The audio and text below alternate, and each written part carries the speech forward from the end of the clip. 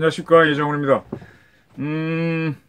오늘 아침 신문에 일면이 다 바뀌었죠. 코로나가 사라지고 이런 식으로 바뀌었습니다. 동아일보 같은 경우는 공포에 갇힌 시장, 달러 빼곤 다 판다.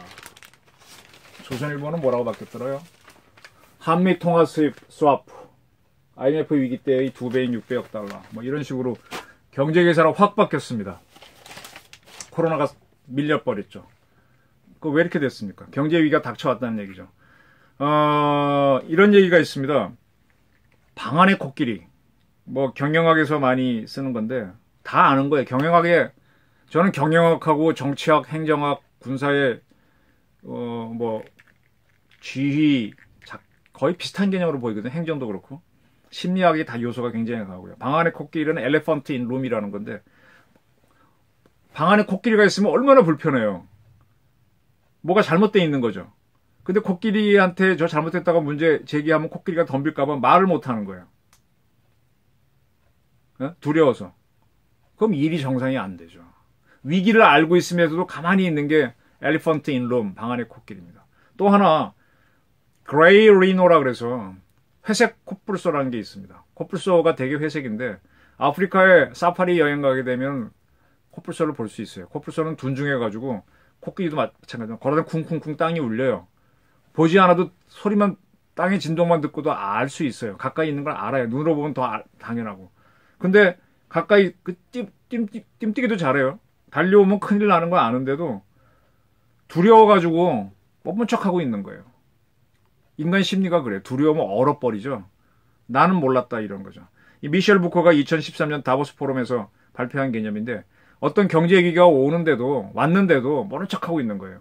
그 얘기했다가 내가 위기를 초래한 사람을 몰릴까 봐. 네. 그거와 반대되는 게 블랙 스완입니다. 우린 스완을 백조로 번역하는데 서양 애들은 그냥 스완이죠. 근데 걔네들 보기에도 우린 백조니까 그야말로 흰새만 있어야 되는데 검은 백조도 있어요. 블랙 스완이. 그건 흑조라 그래야 되는데 우리는 검은. 걔네들은 블랙 스완인데 걔네들이 보기에도 블랙 스완은 드무니까 블랙 스완이 나타나면 이건 뭐지 하고 이제 놀래는 건데 있을 수 있다는 얘기입니다. 지금의 사태는 뭔가 하면은 방안의 코끼리 내지는 회색 코뿔소 상태였습니다. 위기가 올 거라는 경고가 계속 있었는데도 그거 얘기하는 순간에 인정하는 순간에 자기가 무능이 드러날까봐 민기적거리다가 지금 꽝 하고 터지니까 난리가 난 겁니다. 아마 그거는 중국발 경제위기가 올 거라는 얘기는 수없이 있었어요. 그 중국에 대한 투자를 대기업들은 줄여갔는데 이 정부 사람들은 중국하고 사이를 좋게 가져가려고 그랬었죠. 네. 그래놓고 이게 이제 방안의 코끼리, 회색 코뿔소 같은 사태인데 그렇게 왔어요. 안 왔고 나서 지금은 이제 처음에 그러니까 이제 위기가 왔는데 제대로 대처를 안 해서 제가 누차례 대통령 차원에서 국가안보실 차원에서 해라. 중대본이나 질본 갖고는 안 된다라고 했는데 지금 미국은 전시체제로 움직이고 있잖아요. 대통령이 앞서서 제일 그러니까 이제 우리도 이제 움직일 여지가 생긴 건데 그만큼 우리가 늦었다는 거죠. 근데 지금의 경제 위기는요. 그전에 또 이렇게 생각나네요. 이 대통령쯤 하게 되면은 많은 걸 봐야 되는데 이 민간의 사소한 것도 봐야 돼요. 그 천안함 사건 때인가 그 다음에 박근혜 대통령이 탄핵될 때 경남 밀양에 있는 표충사에 그 비석이 있는데 땀을 흘렸다는 얘기가 있었죠. 그럼 국난이 일어난다 그런 얘기가 있었는데 땀을 흘렸습니다. 근데 작년 11월 달에도 표충사 비석에서 땀이 흘린다는 기사가 나온 적이 있어요. 찾아보십시오. 그런 것들이 조짐이 있으면 한번 국가 지도자들은 한번 점검을 해보고 think the unthinkable 그 다음에 역발상도 해보면서 체크를 해야 되는데 안 하니까 이런 꼴이 벌어졌겠죠. 그리고 그레이 리노가 있었고 방 안에 엘레펀트가 인더 룸 하고 있었는데 그걸 무시하다 이 꼴을 당하는 건데요.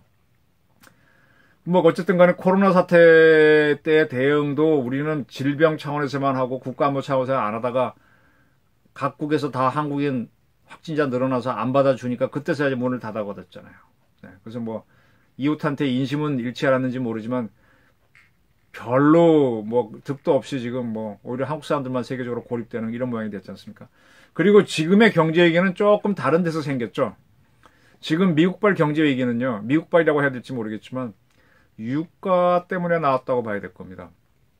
지금 과거 미국이 이제 중동에서 석유가 많이 나오니까 석유에 대해서 굉장히 집착을 했지 않습니까? 그래서 걔네들의 미국의 메이저 기업들이 들어가서 석유를 생산하고 그리고 이제 사우디가 제일 생산이 많은데 사우디하고 미국하고 합의한 게 있잖아요. 사우디가 원유를 거래할 땐 반드시 달러로 한다. 그래서 피트로 달러 체제라죠. 피트로가 피트로리움, 석유고 달러는 달러. 그래서 피트로 달러 체제 때문에 미국이 여전히 기축 통화로 달러를 유지하게 되는 시스템이 됐지 않습니까? 그렇게 유지를 하면서 이제 미국이 중동 문제에 많이 개입을 했는데 에너지를 잃으면 안 되니까 에너지는 굉장히 중요한 거, 안보 이상으로 중요한 겁니다. 근데 우리 문 대통령 정부는 중요한 에너지원은 원인 탈의 원자력을 안 한다고 하고 있잖아요. 그걸 다 무너뜨리고 있잖아요. 참 나쁜 사람이에요. 국민들이 쌀을 먹어야 사는데 쌀을 만드는 밭을 다 돈을 엎으라고 하는 거랑 똑같은 조치를 취한 거죠. 어쨌든 아니 그리고 아주 비싼 거를 심어서 경제성도 없는 거 하라고 그렇게 하고 있는 꼴이죠. 어쨌든 그렇습니다. 미국은 그 에너지를 굉장히 중요하는데 근데 그 후에 미국이 셰일가스를 개발했지 않습니까? 셰일가스 만드는 법을. 그래서 유가를 잡았습니다. 그래서 60불 정도를 기준으로 배럴당 유가가 올라가면 셰일가스가 경제성이 있어서 생산을 많이 하게 되면 다시 유가가 내려가고 해서 국제적으로 유가가 못 올라가게 돼버렸습니다. 근데 지금은 미국의 기술이 발전해서 한 30불까지 셰일가스를 생산하는 모양이에요. 유가가 더 떨어졌어요. 그런 상태에서 이제 석유값이 점점 줄어드니까는 산유국들은 손해니까 그러면 차라리 감산을 해서 유가를 올려보자고 단합을 했던 모양인데 세계 넘버2의 산유국이 러시아입니다. 러시아도 지금 유가가 올라가면 경제가 좋고 그럼 우리보다 잘 살아요. 국가 GDP가 높아지고 유가가 낮아지면 한국보다 뒤로 서는 12, 13이 왔다 갔다 하는 국가 총 GDP에서는. 근데 지금 석유가가 떨어지니까 러시아는 니들은 합의해서 감산해. 나는 증산할 거야. 이렇게 그럼 자기만 이익 보니까 사우디가 그래? 그럼 나도 증산할 거야 하면서 서로 증산 들어가면서 유가가 더 떨어지니까 그럼 셰일가스도 떨어지죠. 근데 이제 거기에 투자한 미국의 많은 기업들이 있으니까 그러면 그 금융 회사들이 제조업들이 힘들어지면 이제 금융도 무너지고 이렇게 돼서 이제 미국이 경제 위기가 확 갑자기 닥친 거란 말이에요. 그러니까 지금 한국하고 통화 수합을 맺어서 600억을 서로 맞바꾸자 필요하면 했는데 우리도 불안불안하다는 차에 그야말로 뭐 울고 싶은데 뺨 때려준 격이지 않습니까? 서로 잘 됐는데 미국이 지금 급하다는 얘기죠. 근데 이제 그리고 이제 1인당 한 국민 연봉 한 8천만 원 이하인 사람들에 대해서는 100만 원씩 두 차례에 걸쳐 $1,000씩 나눠주겠다. 한 120만 원 주겠다. 240만 원 주겠다는 얘기죠. 어린이들에 대해서는 600불을 주겠다. 한 70만 원씩 두 번 주겠다. 이렇게 해서 그 돈으로 경제를 살려보겠다는 게 미국의 지금 정책입니다. 이렇다 보니까 지금 문재인 대통령이 아주 코너에 몰렸다가 기사회생할 수 있는 기회를 잡았어요. 거기다 왜냐하면 문 대통령의 무능이었다고 본 것은 코로나 사태한테 탓을 할 수 있는데 코로나 사태는 미국도 쩔쩔맨다.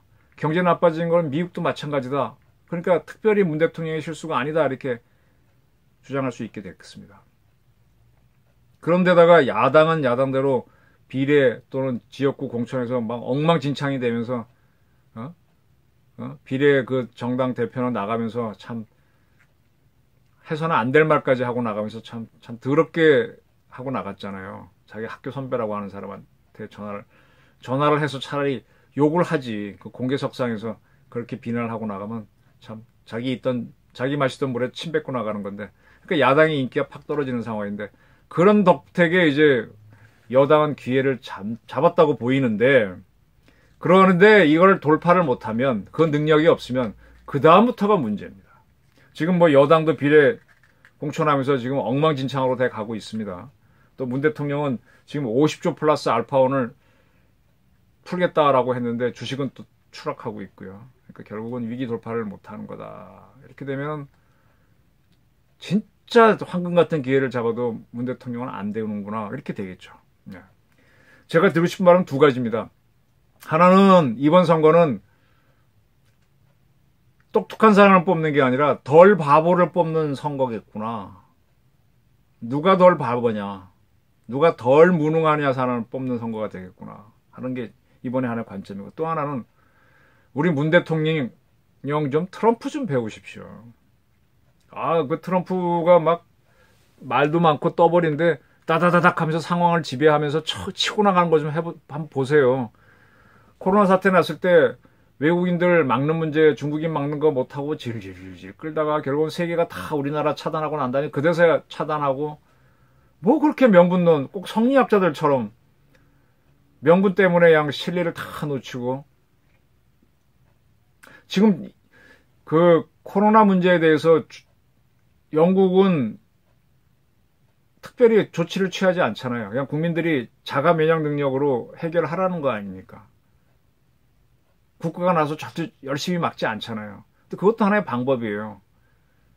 근데 영국 같은 나라는 뭐 의료 체제가 워낙 떨어져서 할 수도 없겠지만은, 근데 우리는 지금 막대한 돈을 투자하고도 뭐 조금 잡긴 잡았습니다만은 뭐 그래요. 그러니까 이게 지금 선택의 문제인데, 지금 이 경제도 잡아야 되거든요. 경제를 잡아서 50조 플러스 알파를 푼다, 또 국민들의 돈을 나눠준다, 이렇게 해서 잡으면 좋은데 못 잡으면 어떻게 하냐 이거죠. 근데 이걸 잡으려면은 미리 해야 됩니다. 트럼프가 지금 전시체제에서 어떤 방역물자 생산한 데는 전시명령처럼 내렸지 않습니까? 하라고. 뭐 감염이 들어오도 생산하라고. 이렇게 해서 이렇게 해야만 돌파할 수 있는데, 한국 같은 좀 작은 나라도 통화 수합도 먼저 맺자고 한 게 미국 아닙니까? 이거를 문 대통령이 지금 보여주셔야 됩니다. 네. 이걸 못 보여주면 대한민국은 이번 선거는 저야말로 덜 바보를 뽑는 선거로 갈 겁니다. 자, 한국 국민들이 문 대통령이 잘하고 못하고 문제가 아니라, 또 그걸 뭐 어느 여당 야당 문제가 아니라, 참 대한민국이 깝깝하다. 어떻게 이렇게 됐나? 이렇게 됐나? 근데 그거 외에는 지금 대안도 없어요. 더 유능한 사람들은 나갈 수도 없고 나갈 의사도 없고, 그러니 뭐 그 중에서 뽑는다고 하니까 뭐 방법이 없는 거죠. 그래서 저는 앞으로 대한민국에서 대통령을 비롯한 이런 사람들, 미국을 가만히 보면요, 미국의 대통령 되는 사람들은 주지사 경력을 갖거나 뭔가 이렇게 행정을 해본 사람들이 와요. 근데 우리 문 대통령 뭐 행정 경험이 있었나요? 박근혜 대통령은 있었나요? 이명박 대통령은 그래도 기업이라도 해봤지. 군이나 기업이나 또는 어떤 주지사, 도지사라도 해본 경험이 있고 나서 국가를 해야지, 그냥 뭐 약간의 장관 경험, 그것도 뭐 우리나라 장관이 뭐 부처 장악하는 것도 아닌데, 그런 경험만으로 국가를 이끌기에는 문제가 있다라는 거, 그런 것들을 생각 좀 하면서, 이번 선거는 덜 바보를 뽑는 선거다. 그리고 차제에 문 대통령을 포함해서 우리나라 리더가 되겠다는 사람들은 트럼프를 싫어하든 좋아하든 관계없이 위기가 왔을 때 어떻게 리더가 해야 되느냐. 트럼프는 처음 집권하자마자 외국인들이 미국 들어오는 걸 굉장히 제한하고, 뭐 이란 사람에 대해서 압박을 가하고, 멕시코 사람 압박 가하고 욕먹었잖아요. 보편주의를 안 갔잖아요. 그래놓고 미국 경제를 살리면서 뭐 나토 국가, 한국, 일본 돈 더 내라, 무임승차 하지 말라, 막 이러면서 몰아붙이고 있지 않습니까? 근데 그거들을 끌고 나가 버리잖아요. 그거를 우리 지도자를 좀 배웠으면 좋겠어요. 응? 욕을 좀 먹으면 어때요? 욕 안 먹으려고 하니까 지금 저 모양이 되는 거죠. 두 가지 말씀입니다. 이번 선거는 덜 바보를 뽑는 거다. 두 번째로, 누가 되든 트럼프처럼 지독한 리더십을 배워라. 그런 거 하라고 국가 지도자 뽑아줬지, 어떤 명분론에 취해갖고 뭐 북한 지원, 우리 북한 대통령 뽑은 적 없어요. 뭐 북한에 대해서는 어떠한 지원도 하겠다고 하노이 회담 있기 전에 트럼프한테 전화해서 다 돈 떠맡겠다고 한 게 문 대통령이었지 않습니까? 그런 한심한 생각 같은 하는 지도자 안 나오고, 대한민국 잘 되고 여력 있으면 통일하고 그 다음은 주변 국가 도와주고, 이게 맞는 거죠. 그런 대통령이, 그런 정치인들이 나오도록 이번 선거에 더 바보를 좀 추려주시기를 여러분께 부탁드립니다. 감사합니다.